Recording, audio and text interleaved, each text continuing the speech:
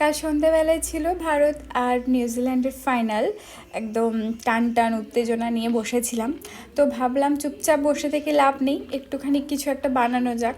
তো ঘরে কর্ন রাখা ছিল, এটাকে ভাবলাম কাজে লাগিয়ে দিই। তো আজকে একটু ক্রিস্পি টাইপের বানাবো, অন্যদিন তো একটু হেলদি বানাই, তো আজকে একটু ক্রিস্পি করে বানাবো।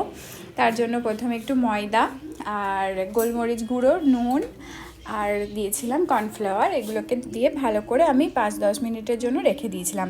আর এবার তেলে এটাকে একদম ক্রিস্পি করে ভেজে নেব, মানে ওই একদম মানে মুখে দিলেই যেমন কড়মড়ে আওয়াজ ওঠে এরকমভাবে আর কি ক্রিস্পি ক্রিস্পি করে ভেজে নেবো। এটা আমি ফার্স্ট টাইম বারবিকিউতে খেয়েছিলাম, তো ভীষণ ভালো লাগে কিন্তু খেতে।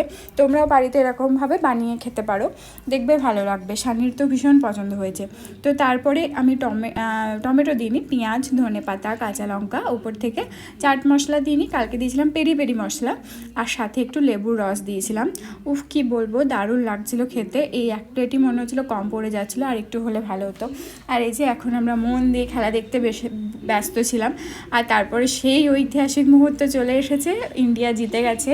খুব প্রাউড ফিল করেছি ভারতবাসী হিসাবে, ওরা এত কষ্ট করেছে, এত ভালো খেলেছে সবাই মিলে। যাই হোক, ইন্ডিয়া জিতে গেছে, খুব খুব আনন্দ পেয়েছি। আমি তো 12টা অবধি একদম জেগে বসেছিলাম ট্রফিটা পাওয়ার পর, তারপরে ঘুমাতে গেছি। তো তোমরা কেমনভাবে এনজয় করলে কালকের দিনটা তোমরা জানিও।